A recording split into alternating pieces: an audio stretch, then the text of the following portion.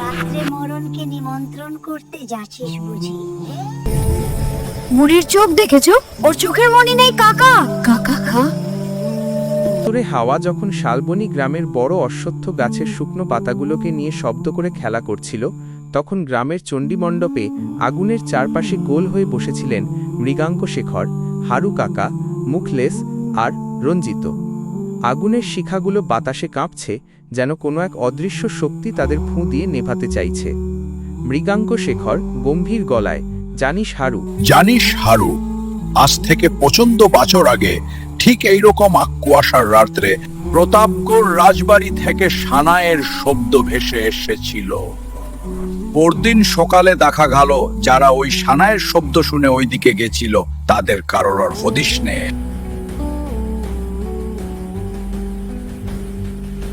চাথা, ওইসব পুরনো কাসুন্দি খেতে আর লাভ নেই। উফ, এইসব কথা লাভ নেই তো কি হবে? প্রতাপগড়ের জমিদার মহিধর বাবু তো তেতুল্য মানুষ, ওনার নিমন্ত্রণ ফেরানো মানে তো লক্ষ্মীকে ফেরানো মানে। হঠাৎ বনের গভীর থেকে এক অদ্ভুত ঢোলের শব্দ ভেসে এল। ধূপধাপ ধূপধাপ শব্দের সাথে মিশে আছে এক অমানুষিক অট্টহাসি। কুয়াশা ছিঁড়ে সামনে এসে দাঁড়াল এক দীর্ঘকায় ব্যক্তি, বংশীধর। তার মুখমণ্ডল কুয়াশায় ঢাকা, কেবল চোখ দুটো আগুনের গোলার মতো জ্বলছে। শোনো গ্রামবাসী, ভাগ্য খুলেছে আজ তোমাদের। প্রতাপগড়ের রাজবাড়িতে আজ সোনার থালায় ভোজ সাজানো হবে। যে যে যাবে তারা 7 জন্মের খিদে মিটিয়ে আসতে পারবে, কিন্তু মনে রেখো অন্ধকার গভীর হাওয়ার আগে রক্তবীথি পার হতে হবে। হিমালয় থেকে আসা ঠান্ডা হাওয়া যেন তোমাদের হাড়ের মজ্জা জমিয়ে না দেয়। গ্রামবাসীরা ভয়ে এবং লোভে থরথর করে কাঁপছিল, কিন্তু ভোজের লোভ বড় বালাই। তারা ঠিক করলো যাবে। রাজবাড়ির ভোজ যে কাতো কাল খাইনি, ভুলেই গেছি। আজ এই সুযোগ ছেড়ে দিলে হয়তো এই জন্মে আর ভোজবাড়ি খাওয়া হবে না। তার থেকে ভালো চল যাই সবাই মিলে। গরুর গাড়ি যখন প্রস্তুত, তখন অনাথ গোপাল এক কোণে দাঁড়িয়ে কাঁপছিল। গ্রামের মানুষ তাকে অপয়া বলে গালমন্দ করে। যাত্রার শুরুতেই তার ফেটে যাবে। গোপাল মিনতি করে, আমাকে সঙ্গে নিন কাকা, খুব ক্ষুধা পেয়েছে গো। আমার মা আমাকে স্বপ্ন দেখিয়েছেন, আজ নাকি আমার পরীক্ষা। গ্রামের পুরোহিত হরিচরণ এসে দাঁড়ালেন। তিনি গোপালের হাতে একটি পুরনো তামার মোহর দিয়ে কানে কানে বললেন, গোপাল, এই মোহরটা তোর বংশের অর্জিত পুণ্য।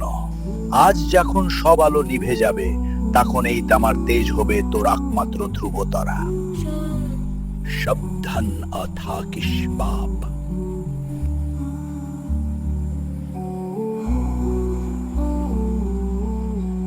গোপালকে গাড়ির একদম পেছনে কোনোমতে একটু জায়গা দেওয়া হলো। হারু কাকা বলদ দুটোকে চাবুক মারল। গাড়ি ঢুকল রক্তবীথি জঙ্গলে। সেখানে গাছের ডালগুলো যেন জ্যান্ত মানুষের হাত, যা পর্যটকদের খামচে ধরার জন্য উন্মুখ হয়ে আছে। জঙ্গলের মাঝপথে হঠাৎ এক বৃদ্ধাকে দেখা গেল। তার পিঠ কুঁজো, আঙুলের নখগুলো কাস্তের মতো বাঁকানো।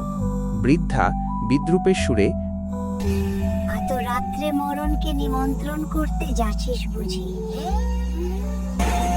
শোন বাবারা, সামনে শ্মশান কালীর পথ। ওই দিকে যাস না, ওইখানে পিশাচদের সভা বসেছে। তোরা বরং আমাদের দেখানো ওই সরু সুরঙ্গ পথটা ধর। এই রাস্তায় যা, এই পথ সোজা জমিদার বাড়ির রান্নাঘরে গিয়ে মিশেছে। আরে ভূকর্ষা, হারু কাকা, শুনো না, এই বুড়ির কোঠা। বুড়ির চোখ দেখেছো? ওর চোখের মনি নেই কাকা। কাকা খা। বুড়ির শরীরে শুধু হাড়, ও মানুষ না। চুপ কর আস্তাকুরের আবর্জনা কথাকার। বুড়িমা আমাদের ভালোই চাইছেন। হারু, ডানে ঘোরাও গাড়ি। যেমনই গাড়িটি ডানে ঘুরল, অমনি দৃশ্যপট বদলে গেল। অন্ধকার জঙ্গল মুহূর্তে এক মায়াবী আলোয় ভরে উঠল। চারদিকে ফুলের সুগন্ধ, রূপলি ঝর্ণা, আর সামনে প্রতাপগড়ের রাজপ্রাসাদ। কিন্তু সেই অট্টালিকা থেকে মানুষের কণ্ঠস্বরের বদলে ভেসে আসছিল এক অদ্ভুত শোঁ শোঁ শব্দ, যেন হাজার হাজার সাপ একসাথে নিঃশ্বাস ফেলছে। হাবেলির ভেতরটা যেন স্বর্গের মতো সাজানো। সোনার ঝাড়লণ্ঠন থেকে অদ্ভুত নীলচে আলো চুইয়ে পড়ছে। টেবিলের ওপর রূপোর থালায় থরে থরে সাজানো পোলাও, কালিয়া আর মিষ্টান্ন। কিন্তু গোপাল যখনই সেই খাবারের দিকে তাকাচ্ছিল, মোহরের তাপে তার চোখের মায়া কেটে যাচ্ছিল। সে দেখতে পেল রূপোর থালাগুলো আসলে মরা মানুষের বুকের পাঁজর, আর খাবারের নামে রাখা আছে পচা মাংস, হাড়ের গুঁড়ো আর কিলবিল করা পোকা। গোপাল চিৎকার করে, মুখলেশ কাকা, রঞ্জিত দা, কি খাচ্ছো ওইগুলো? খেও না, খেও না, ওইগুলো মানুষের মাংস। ওই যে দেখছো ঝাড়বাতি, ওগুলো কাচের তৈরি না। ওস্তা, ওইগুলো মানুষের মাথার খুলির ভিতরে জ্বালানো প্রদীপ। ওই যে দেখছো ঝাড়বাতি, ওগুলো কাচের তৈরি না, ওইগুলো মানুষের মাথার খুলির ভিতরে জ্বালানো প্রদীপ।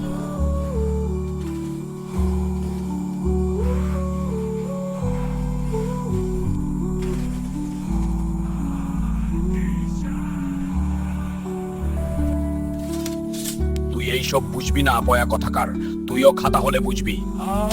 তক্ষুনি মহিধর রায়ের ছদ্মবেশে সেই ছলাওয়া সামনে এসে দাঁড়াল। তার গলার আওয়াজ এবার বাজ পড়ার মতো শোনাল।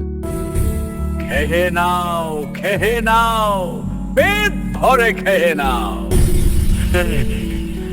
কারণের পরেই তো আমি তোদের খাবো।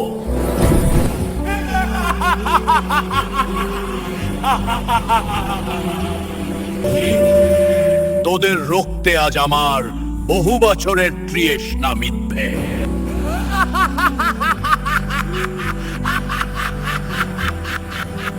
এক নিমিষে হাবেলির দেয়ালগুলো ধসে পড়ল। চারপাশের অতিথিরা কঙ্কাল হয়ে গেল। সোনার থালাগুলো আবার মানুষের খুলি হয়ে মেঝেতে গড়াগড়ি খেতে লাগলো।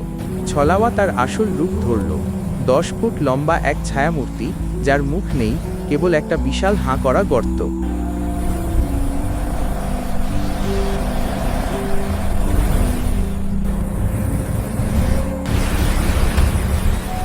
ছলাওয়া তার দীর্ঘ হাত বাড়িয়ে সঞ্জয়ের গলা টিপে ধরল। বাকিরা ভয়ে নীল হয়ে গেছে, তাদের হাত পা নড়ানোর ক্ষমতা নেই। মুখলেস যন্ত্রণায় কাতরাচ্ছে।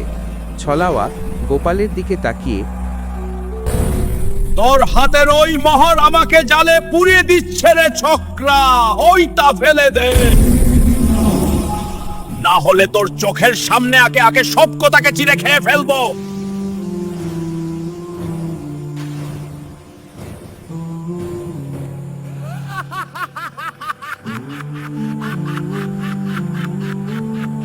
গোপাল দেখল সামনেই শ্মশানের এক বিশাল ধিকি জ্বলতে থাকা চিতা।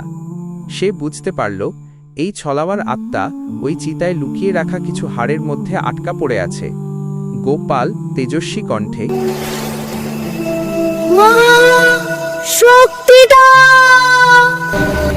পুরোহিত মশাই, আপনার দেওয়াই মোহরের শক্তি যেন আজ এই কালো শক্তির বিনাশ করতে পারে। গোপাল দৌড়ে গেল সেই চিতার দিকে। ছলাওয়া তার দিকে বিভীষিকাময় মায়া ছুটতে লাগলো। কখনো সে দেখল তার মৃত মা তাকে ডাকছে, কখনো দেখল জঙ্গল তাকে গিলে ফেলছে। কিন্তু গোপাল মোহরটি কপালে ঠেকিয়ে মন্ত্রের মতো বলতে লাগলো, সত্যের জয় হোক। সে মোহরটি সরাসরি সেই চিতার মাঝখানে ছুঁড়ে মারল। মুহূর্তে এক আকাশভেদী চিৎকার উঠল। নীল আগুন কালো হয়ে জ্বলে উঠল। ছলাওয়ার দেহটা মোমের মতো গলতে শুরু করল।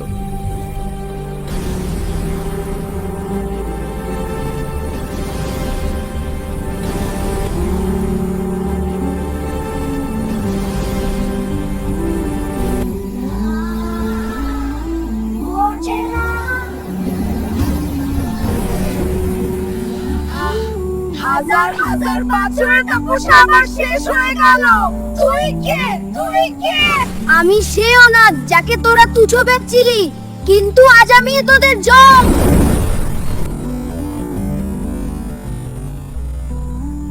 ভোরের আলোয় নতুন শালবনী। ভোর হতেই দেখা গেল কোনো অট্টালিকা নেই, কোনো ভোজ নেই।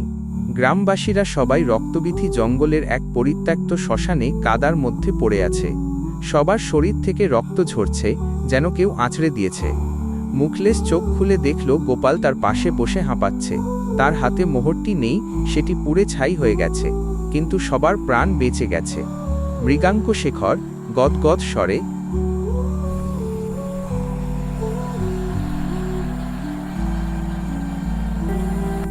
গোপাল, আজ তুই আমাদের চোখ খুলে দিয়েছিস বাবা। আভিজাত্য আর লোভের মায়ায় আমরা অন্ধ হয়েছিলাম। আমরা সবাই যাকে অপয়া বলেছিলাম সে আজ আমাদের পুনর্জন্ম দিল। হারু কাকা গোপালকে কোলে তুলে নিল। গ্রামের মানুষ আজ তাকে অপয়া নয়, বীর গোপাল বলে ডাকতে লাগল। কুয়াশা কেটে গিয়ে ভোরের সূর্য যখন শালবনী গ্রামের ওপর উঠল, তখন জঙ্গলটা আর আগের মতো ভয়ঙ্কর মনে হলো না। অশুভ মায়া কেটে গেছে, শুরু হয়েছে এক নতুন সকালের। সবে তো বুঝলাম বন্ধুরা, এবারের মাতো তো আমার পেট ভরে গেল, কিন্তু কাল আমাকে কে খেতে দেবে? তোমরা যদি আমাকে সাহায্য করতে চাও তাহলে ঈশ্বর তাথ্য চ্যানেলটিকে সাবস্ক্রাইব করে আমার পাশে দাঁড়ান প্লিজ।